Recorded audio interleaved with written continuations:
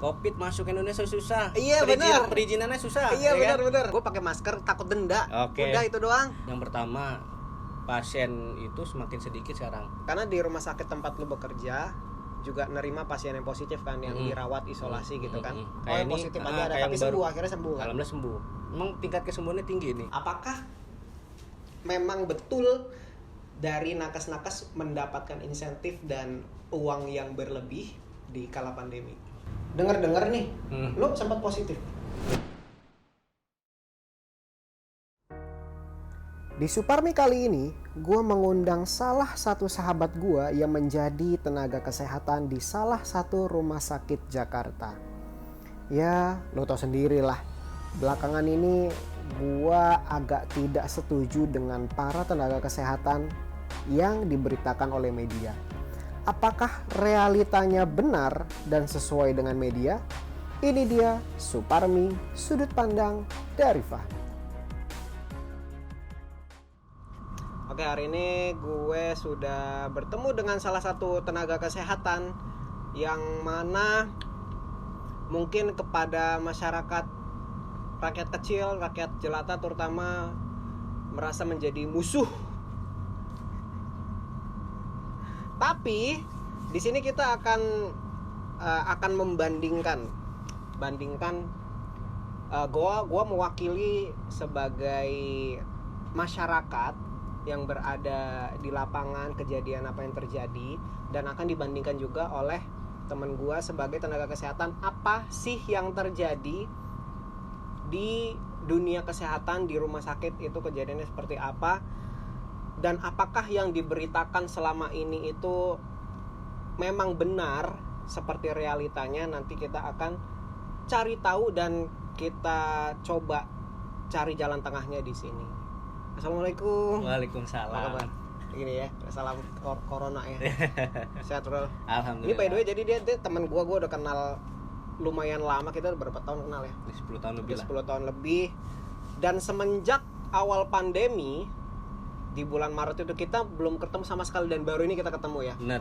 Baru ini kita ketemu lagi karena memang dari masa-masa pandemi itu gue sama dia tuh beda pandangan, karena dia sebagai nakes, gue sebagai anak rebel ya, anak rebel yang suka menentang yang tidak sesuai pandangan gue gitu kan. Jadi kita beberapa kesempatan pernah debat, pernah beda pandangan, tapi yang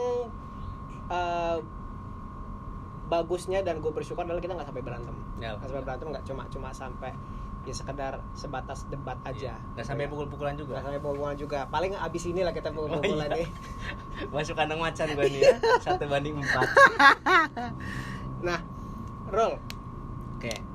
Ini kan pandemi emang belum selesai gitu kan, dan bener. ini udah sekitar 7 bulan berjalan, dan terutama sebagai masyarakat kecil pun pekerjaan itu atau penghasilan itu masih bisa dibilang ya ngesot lah gitu kan. Menurut lu dan selama penyaksian lu di lapangan, karena lu sehari-hari di rumah sakit dan lu bekerja di salah satu rumah sakit Jakarta, nggak usah disebutin ya, nggak usah disebutin, sebenarnya kondisinya kayak apa sih semenjak pandemi? Oke. Di rumah sakit Oke, langsung aja. Jadi gini, kita udah lama nih ya, 7 bulan kita di masa pandemi. Jadi sebelum jauh ke sana, gue cuman mau bicara ya, paling dalam menyikapi COVID ini ada 3 tipe masyarakat kita. Yang pertama itu tipe yang ketakutan luar biasa, scary, takut, worry, keluar rumah, parno ya, parno banget benar. Yang kedua, dia percaya adanya COVID ya. Dan juga tapi dia tidak terlalu lebay, tapi juga nggak sombong gitu. Nggak usah pakai masker, enggak, dia tetap mengikuti protokol dan lain-lain. Yang ketiga nih, nah ini mungkin yang setipe dengan lu kali ya, tapi gue liat tadi pakai masker nih di mobil. Nah, gue pakai masker, dia jujur aja, gue pakai masker takut denda. Udah itu doang. Berarti setidaknya masih ada ketakutan dalam hati. Ketakutan keluar duit. Iya, benar, ketakutan keluar duit. Ya gitu setidaknya loh. Sama taat. Masuk golongan 2,5 lah ya. 2,5 ya. Enggak kan kalau misalkan gue golongan yang ketiga tadi, benar-benar ya udah bodo amat mau denda apa gue lawan gitu masalah. ya. Nah yang ketiga berarti gue masih ada rasa taat takut pemerintah kan sedikit, ya.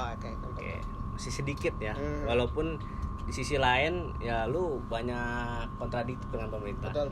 Dan yang ketiga adalah orang yang benar-benar masa bodoh dengan COVID, nggak percaya apa konspirasi dan lain-lain. Oke. Sebelum itu gue juga pernah di masa COVID ini kan, ya COVID masuk ke Indonesia ini gue inget 2 Maret 2020. Nah ketika itu ada 2 pasien ya dari Depok kalau nggak salah ya. Dari Depok betul. Nah, itu juga sebelum masuk COVID banyak jokes yang ada di sosmed. COVID masuk ke Indonesia susah. Iya benar. Perizinannya susah. Iya ya benar. Terus, orang Indonesia makanannya nasi kucing. Berantakan biasa kotor gitu kan. Kayak gitu kan statement itulah yang mungkin jadi bola liar buat kita. Dan juga kita menyikapi ini berbeda-beda. Nah, ketika kita masuk mungkin belum terlalu takut, tapi setelah adanya pemberitaan kasus bertambah ya kan. Terus dengan adanya pemerintah mengeluarkan kebijakan ini membuat kita mungkin awalnya nyaman, tapi 2-3 bulan damage-nya sangat luar biasa. Ya, jadi ketika itu kita kan pakai masker, gue ingat hanya orang sakit, benar nggak? Iya betul. Ya itu gue juga menyaksikan. Juga gitu kan. Pakai masker hanya orang sakit. Ketika akhir Maret kalau tidak salah baru masker untuk semuanya untuk melindungi. Nah semua ini sebenarnya adalah pembelajaran. Virus ini kan kita nggak tahu nih awalnya dari mana, seperti apa penanganan ini, semua kita belajar. Pertama dari pakai masker, pakai masker medis, ya kan? Masker medis mahal, langka. Masker kain, masker scuba. Sekarang malah nggak boleh lagi. Scuba yang nggak boleh. Harus masker kain minimal 2 lapis ber-SNI kalau nggak salah gitu. Orang 2 lapis napasnya gimana gitu kan. Nah jadi memang wajar ya kalau masyarakat ini jengah dengan kondisi yang ada saat ini. Jujur gue kerja di rumah sakit ya selama 7 bulan ini, satu kerjaan gue ini selalu berhadapan dengan kewaspadaan. Kenapa? Kalau kita dulu masuk ke ngerjain, karena kan gue basicnya di radiologi ya, ngefoto, ngerongsen ya, secara garis besar seperti itu. Ketika kita melakukan pemeriksaan foto ronsen di emergensi dulu mah nggak ada worry-worrynya. Biasa aja biasa aja. Orang kita pasiennya pasien jantung ya paling ini pasien-pasien yang udah punya gejala jantung atau yang harus dirawat dan lain-lain. Tapi semenjak ada COVID, sebelum kita untuk tindak lanjut untuk pemeriksaan, kita pun juga harus pakai baju inilah, harus pakai ini segala macam.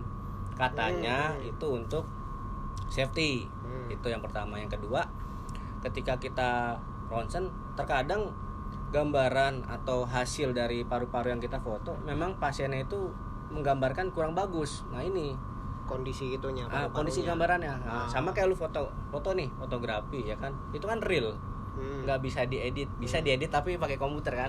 Nah paling sama kita juga ngedit yaitu menggunakan kontras, kehitaman, brightness gitu aja. Oh gitu, emang ada namanya komputer radiografi. Itu fungsinya untuk apa? Paling cuman bisa ngatur kontras, brightness sama ketajaman gitu aja, densitas dan lain-lain. Tujuannya untuk memperjelas aja. Untuk sekiranya gambaran ini kurang kelihatan bisa kita edit supaya kelihatan, tapi tanpa mengurangi anatomi dan patologi dari gambaran tersebut. Seperti itu. Tapi nggak ada manipulasi. Nggak ada, real itu. Cuman hanya memainkan ini aja, brightness dan kontras. Cahaya aja. Gitu. Nah, semenjak pandemi, kondisi rumah sakit yang lu lihat, kalau misalkan sebelumnya itu seperti apa, terus semenjak COVID, ada perbedaan nggak sih? Ada, jauh. Yang pertama, pasien itu semakin sedikit sekarang. Justru semakin sedikit. Semakin sedikit, karena berarti otomatis rumah sakit sepi. Sepi untuk pasien rawat jalan. Pasien rawat jalan, pasien tindakan mau operasi khusus. Kayak gue kan kerja di rumah sakit khusus ya. Untuk tindakan kateterisasi jantung terutama itu juga dibatasi. Nah, jadi otomatis sedikit, tapi karena itu masuk rumah sakit rujukan dengan kasus kardiovaskular atau penyakit jantung dan pembuluh darah, jadi itu untuk pasien-pasien yang sekiranya nih ya curiga COVID lari ke situ semua. Itu. Iya, dan maksudnya. Untuk saat ini memang yang positif juga ada yang dirawat situ juga ada, di rumah sakit lo itu. Ada. Jadi di tempat gue itu awalnya ruang rawat biasa intermediate, tapi karena ada COVID, ruangan itu beralih fungsi jadi ruang isolasi. Ada 1, 2, 3 kamar 3 kamar dengan kapasitas 1 kamar itu 6 bed maksimal. Itu kemungkinan mau nambah 1 lagi. Itu. Terus belum lagi karyawan yang kena banyak. Ada yang kena. Ada yang dari nakes, ada yang dari karyawan. Kan di rumah sakit banyak ya. Oh, iya. Ada yang kerja admin, keuangan, karena itu banyak Security. IT. Ada. Jadi nggak melulu nakes kalau di rumah sakit ya, kita jelaskan. Iya. Itu juga banyak. Kita sampai buka ada 1 lantai itu yang isinya petugas-petugas rumah sakit juga banyak. Gitu. Bahkan ketika mereka tersakit ya mereka isolasi di rumah sakit itu. Tapi dibedakan dengan pasien biasa. Pasien umum. Kalau pasien yang umum yang bukan nakes itu kan perawatannya luar biasa. Kalau nakes dibiarin aja gitu. Enggak dibiarin. Palingan mereka dengan gejala ringan sampai sedang. Jadi ya perawatannya enggak terlalu ribet gitu dengan yang lain. Gitu. Berarti kerjaan pun berkurang. Lumayan berkurang, lumayan. Lebih banyak nganggurnya gitu. Ya. Kalau misalnya lagi dinas gitu. Kadang-kadang sih, tapi nggak selalu juga. Nah itu kan, ya memang sih gue juga tahu bahwasanya rumah sakit itu akhirnya yang orang penyakit yang mau berobat selain COVID akhirnya di ini dulu kan, maksudnya ntar dulu gitu kan, fokus ke COVID. Nah pertanyaan gue, orang-orang yang urgensi untuk berobat selain COVID akhirnya gimana nasibnya? Kalau urgensi kan pasti dia berobatnya ke IGD. Kalau di IGD pasti tanganin. Tetap selain COVID. Kalau rawat jalan kan dia pasiennya kooperatif, dalam arti tidak punya keluhan yang berat. Jadi tetap berjalan tapi dibatasin. Gitu, dibatasin dalam artian misalkan sehari 50 bisa 50%-nya. 25 gitu. 25 sampai 30 untuk yang berobat jalan gitu-gitu. Dan untuk di emergensi pun atau IGD selagi belum dinyatakan COVID atau enggak, itu harus banyak tes. Salah satu rapid, karena kalau swab kan lama ya. Rapid ntar kita bahas ya. Oke. Ntar kita bahas. Terus dia harus foto ronsen, makanya harus buru-buru karena dia mau lihat kondisi paru, apakah dia ada pneumonia atau tidak. Nah, kan katanya COVID itu mengakibatkan pneumonia pada. Pneumonia itu apa? Pneumonia itu adalah adanya infeksi pada paru-paru. Jadi paru-paru kita sebelum ada COVID kita bilang paru-paru basah. Jadi paru-parunya ada cairannya di bawah biasanya, itu pneumonia. Itu mengakibatkan orang itu sesak napas, susah bernapas.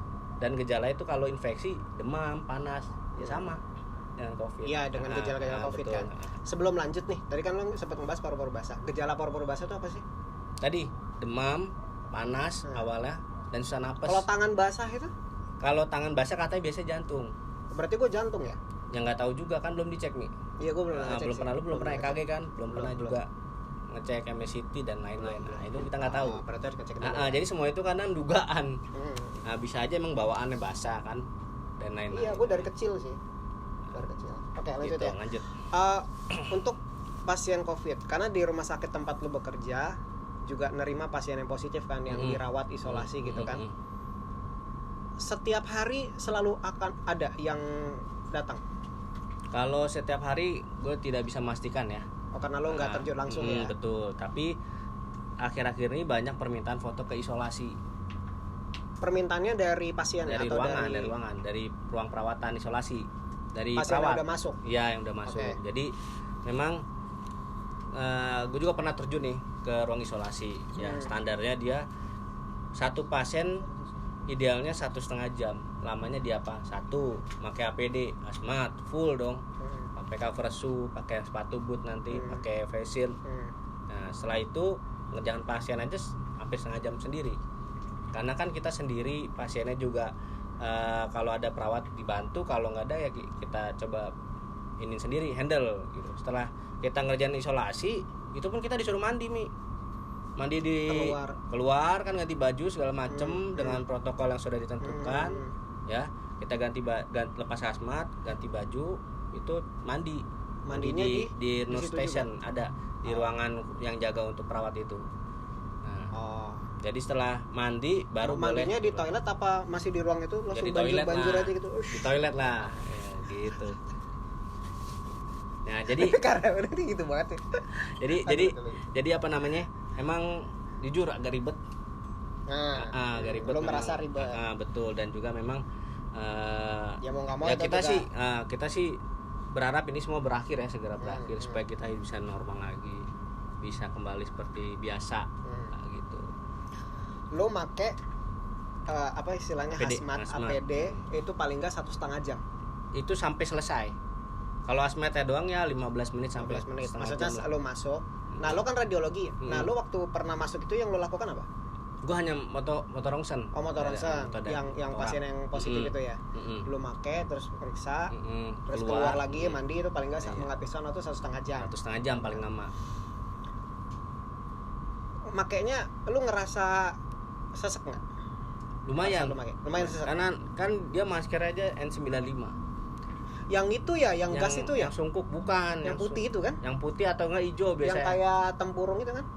Modelnya bulat kayak batok kelapa. Iya, kayak batok kelapa. Nah, iya, itu pakai itu, di luarnya lagi pakai masker bedah 2 lapis. Belum pakai face shield. Iya. Sarung tangan gue itu ada satu sarung tangan yang enggak steril satu, yang panjang sampai sini, terus dilapis lagi. 3 lapis sarung tangan. Udah sesek, ngap, gerah ya. Bener, gerah, keringetan. Iya. Keluarnya keringetan. Apalagi yang jadi perawat. Ngap banget. Soalnya kan pakai hazmat minimal dia harus lama di situ supaya tidak sia-sia pakai hazmatnya. Jadi sekalian ngasih obat, ngasih makan, ngecek saturasi atau apa segala macam kan banyak. Itu juga bukan cuma satu orang, kan ruangan 3 isinya berapa? Ya, bisa kita bayangkan. Nah, gitu. Dan beberapa berita itu kan juga pernah memberitakan kalau kamera mau mati bilang aja ya, nanti nggak apa-apa, lanjut aja, ngalir aja. Jadi gue mau apa tadi? Beberapa nakes yang meninggal itu ada nggak salah satu yang di rumah sakit tuh?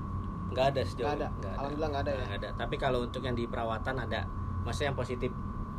Kayak yang positif aja ada, tapi sembuh, akhirnya sembuh. Alhamdulillah sembuh. Emang tingkat kesembuhannya tinggi nih. Kesembuhannya tinggi kan? Ya, di atas 70% lah. Iya. Dari data pun juga ini kan. Sembuh tinggi. Jadi gini Mi, sebenarnya yang banyak di berita mati yang pertama ya. Rata-rata orang yang punya namanya komorbid, penyakit bawaan, paru, jantung, asma, kayak lu ya. Lu punya kan asma, komplikasi ginjal, lambung. Nah, itu sebenarnya memang penyakitnya udah berat, dihajar Covid, imunnya turun, dia meninggal. Memang sudah takdir juga.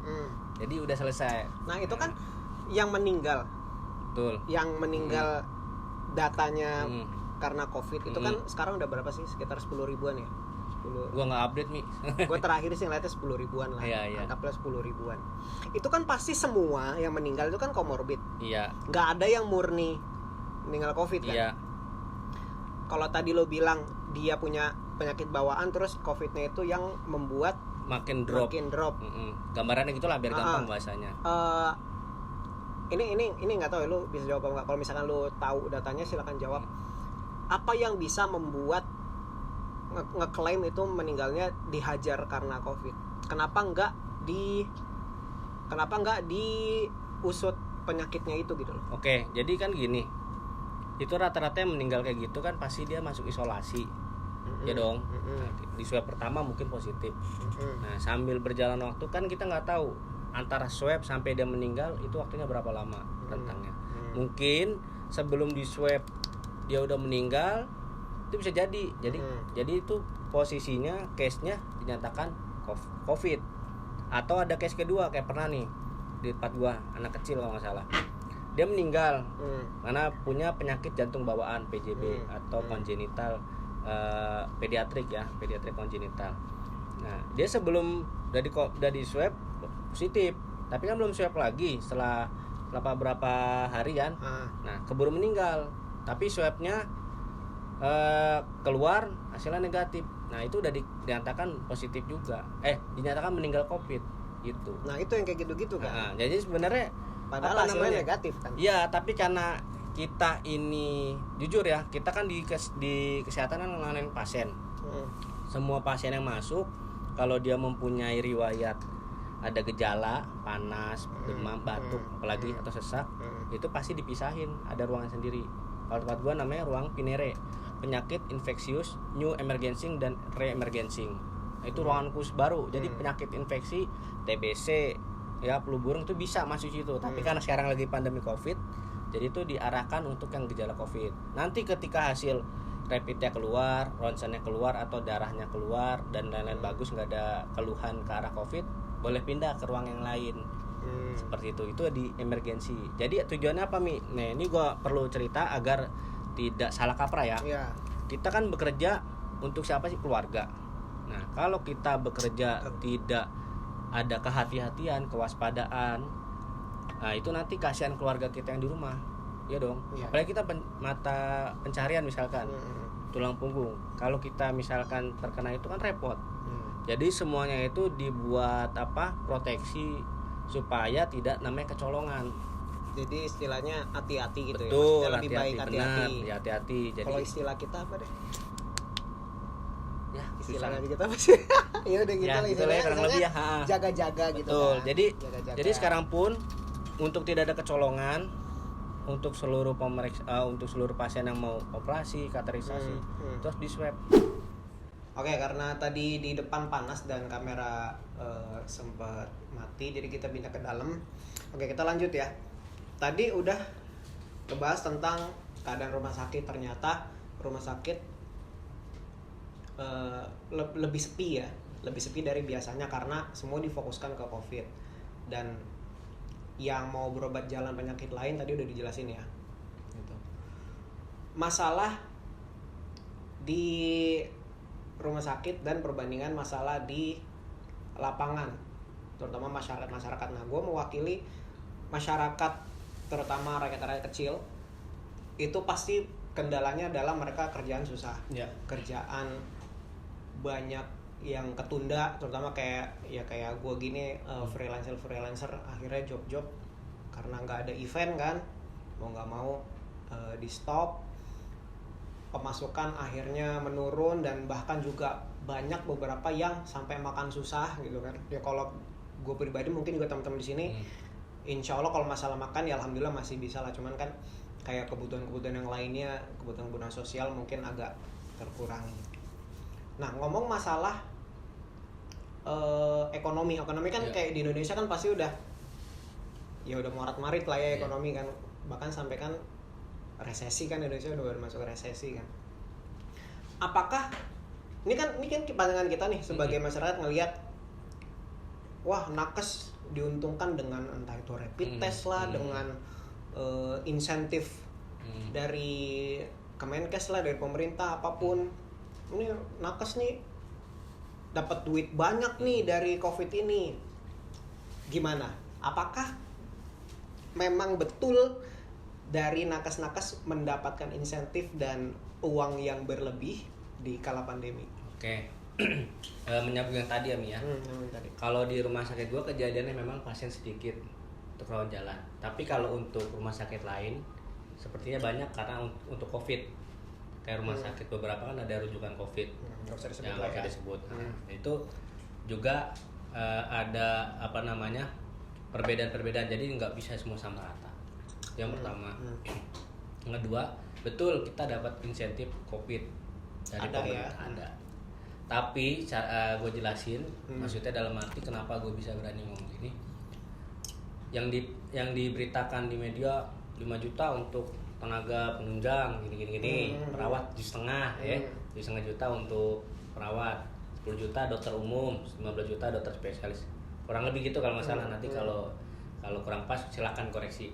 Tapi kenyataan di lapangan ada syarat dan ketentuannya, nggak segitu nominalnya. Betul, ada kayak di klinik itu ada bintang kecil ya, bintang kecil di bawah. Betul. Nah, jadi insentif COVID itu didapatkan pertama, dia harus masuk ke ruang isolasi. Jadi perkunjungan ruang isolasi atau yang kerja di isolasi.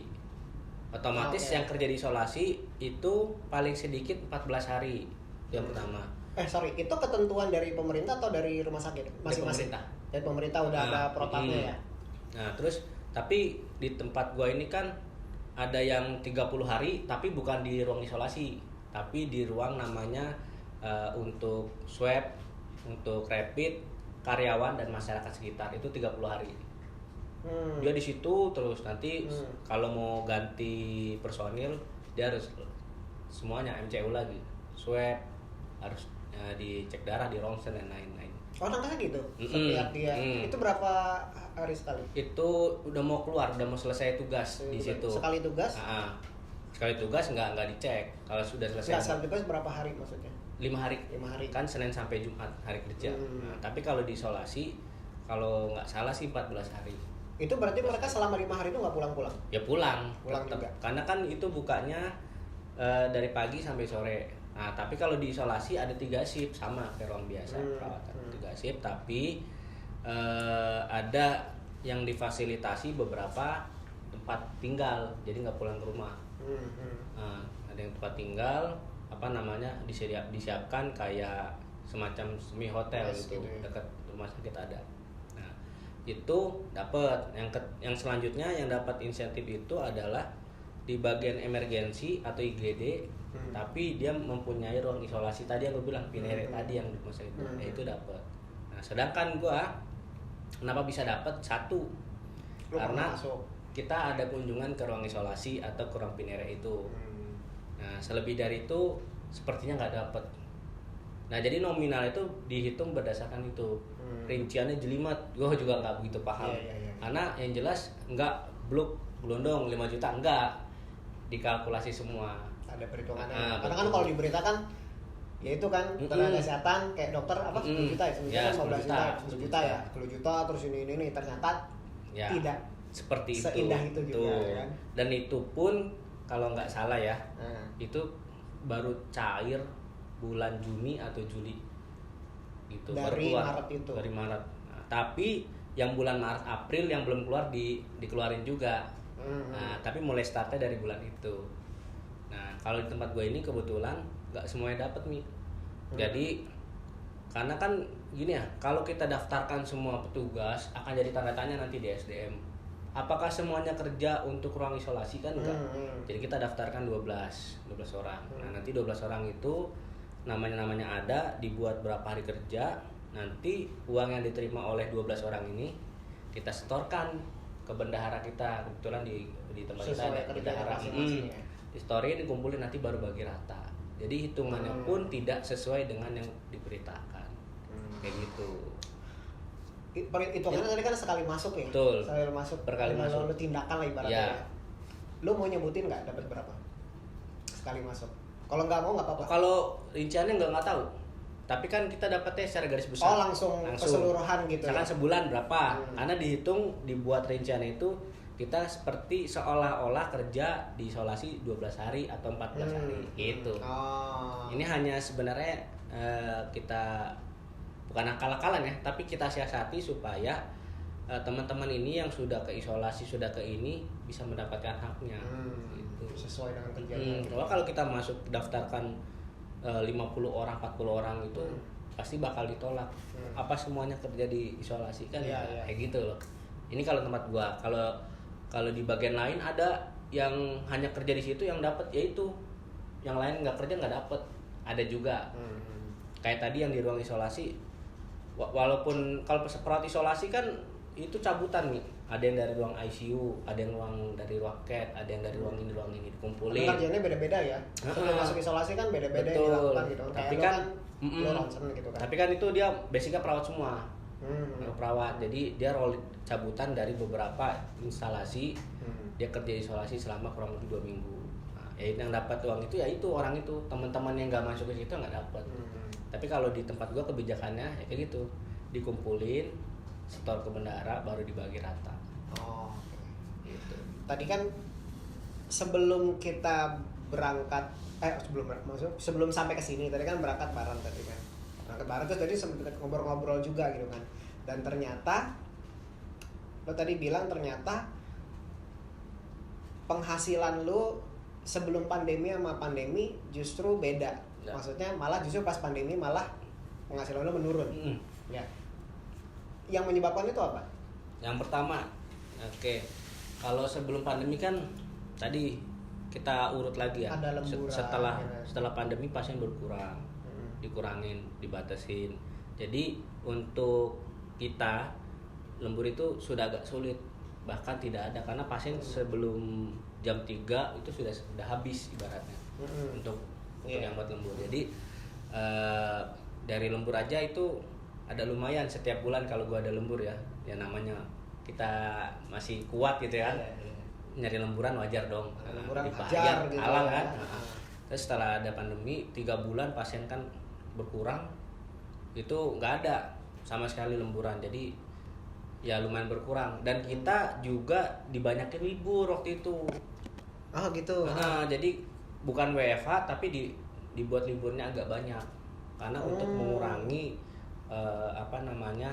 jumlah karyawan yang hadir. Biar nggak nggak terlalu rame. Itu jadi. Justru malah banyak dilibur ya. Bener. Iya.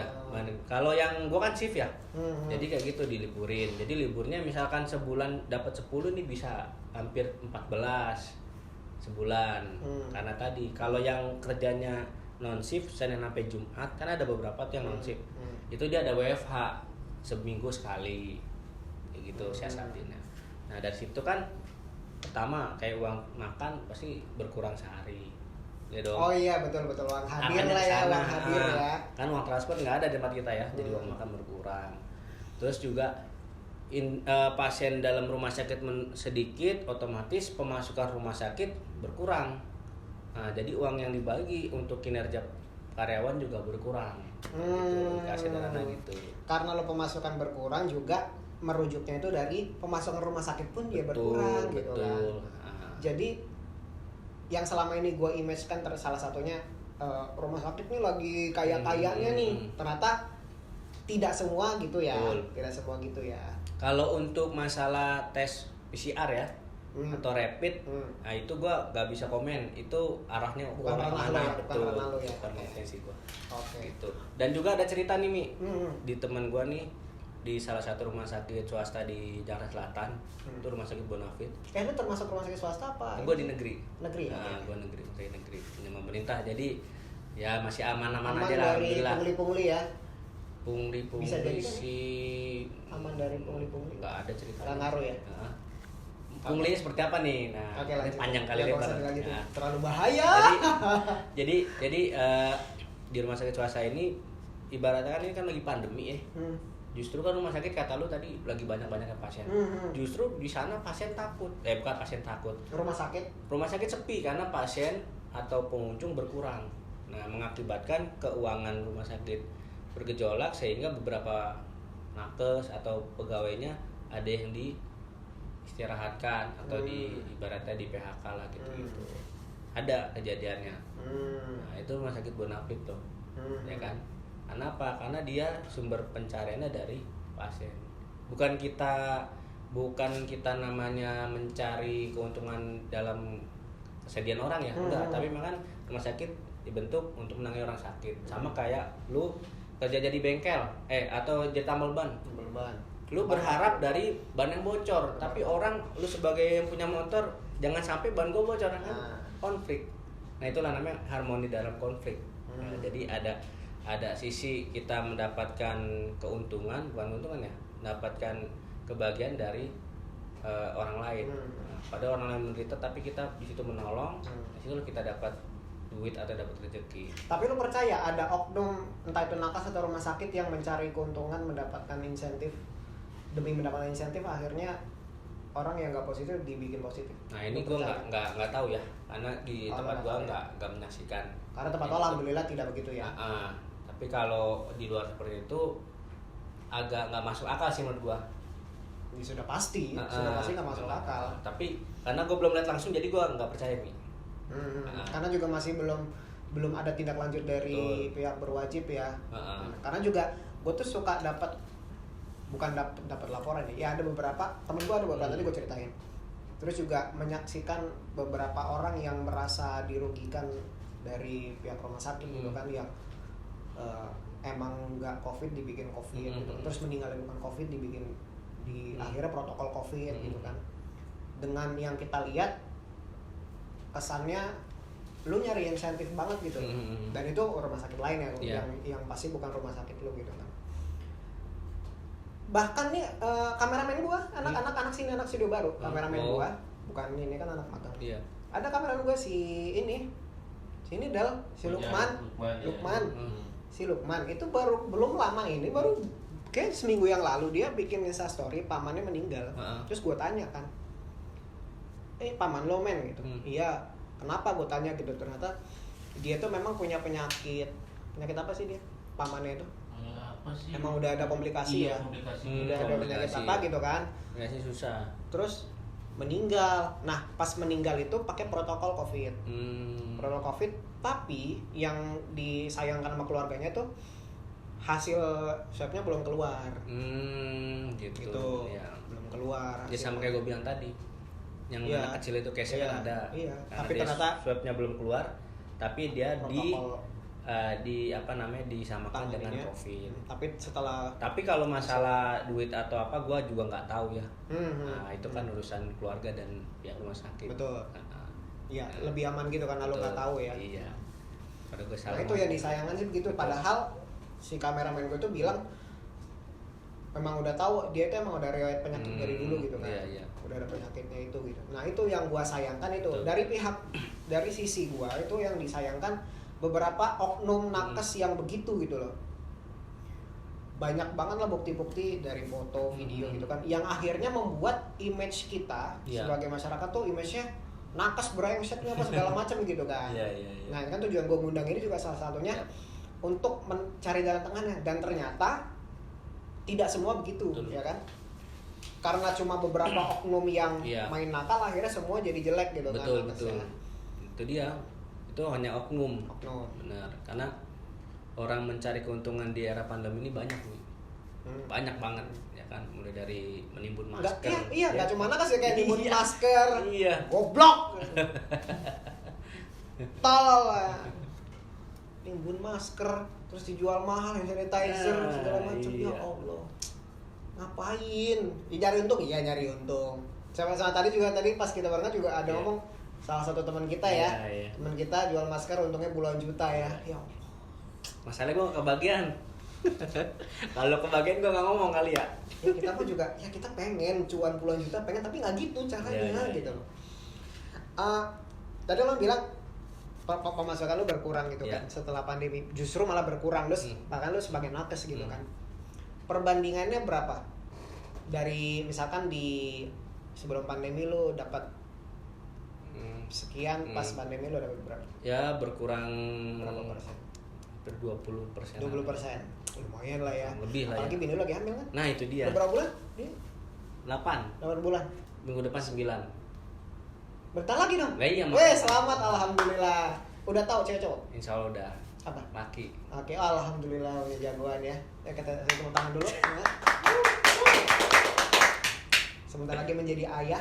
Jadi pas dia nikah tuh gue yang motoin cuy. Gue yang motoin. Sama priwet ya? Sama priwet juga. Boleh Anda kalau mau butuh priwet silahkan hubungi Pami. Hubungi studio baru aja, gue udah punya tim ya. Oh iya. Nah, udah lebih enak kerjanya. Studio barunya di mana Mi? Di Serpong. Ini aja ntar follow Instagramnya aja, ntar kasih Instagram. Ntar ada di sini berarti ya. Jadi gitu ya. Terus ternyata nggak cuma masyarakat kecil pun yang penghasilannya menurun, dan nakes pun juga begitu, gitu kan. Nah, ngomongin tentang tes ini, tes untuk COVID. Iya. Rapid test itu kan ternyata baru-baru ini baru diketahui ternyata tuh alatnya tuh tidak, istilahnya tidak valid untuk ngetes COVID. Betul. Dan bahkan dari Kompas adalah salah satu portal berita terpercaya mengatakan di situ bukan rekomendasi ID. Menurut lu gimana? Ya gue setuju.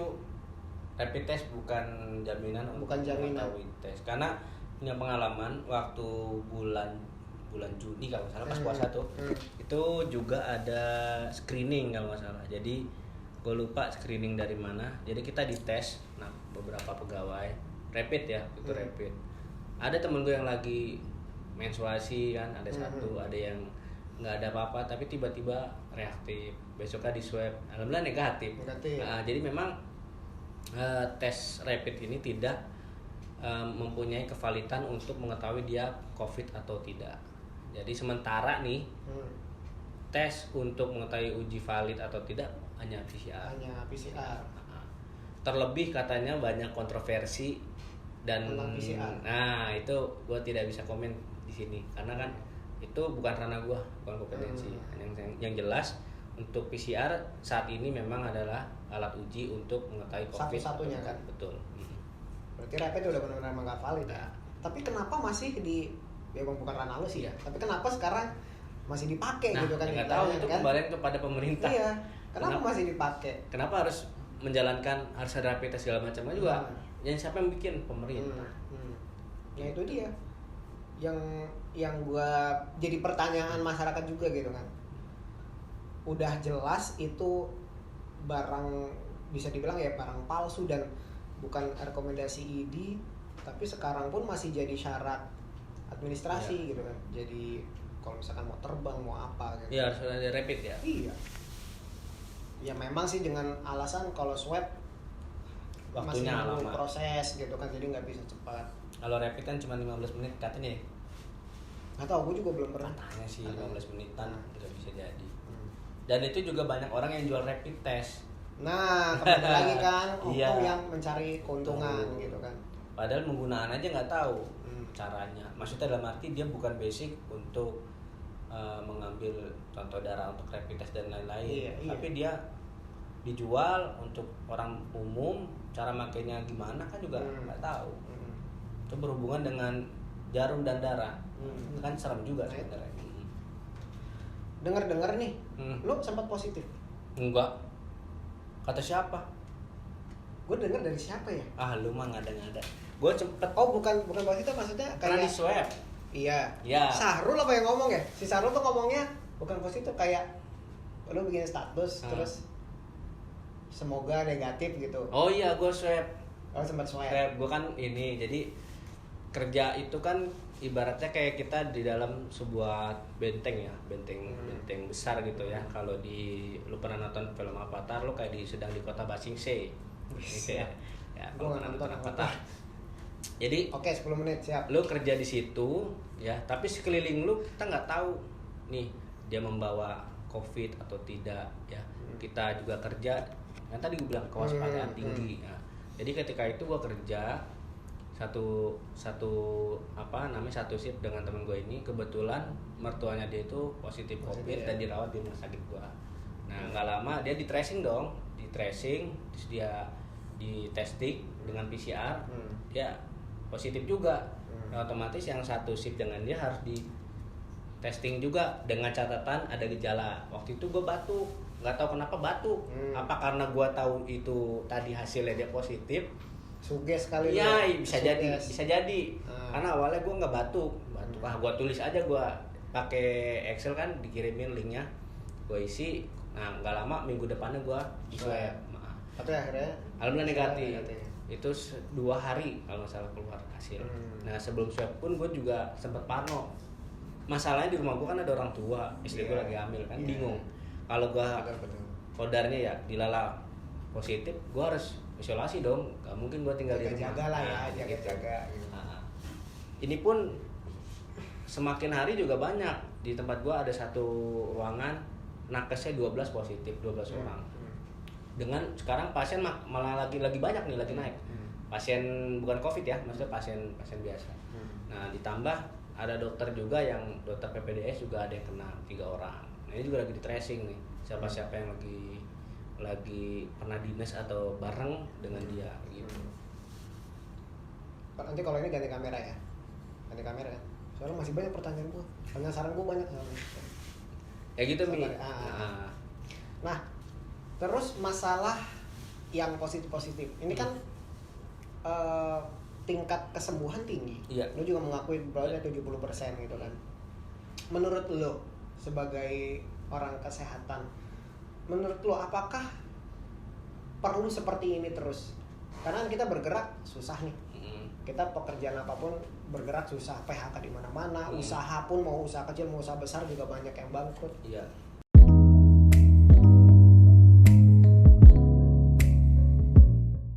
Bansos ini kan anggaran, semuanya balik lagi. Kalau bansos ada juga dapatnya apa? Tapi dari pemerintah juga harus tegas. Ini sampai kapan selesainya gitu. PSBB total tapi nggak total amat kemarin. Biasa aja, norak-noraknya juga. Malah gue bisa dibilang gue nggak percaya virus ini ada. Oh gitu. Indonesia tuh bebas berpendapat, tapi prakteknya orang yang berpendapat akhirnya bungkam juga. Kayak gimana contohnya diungkap? Jering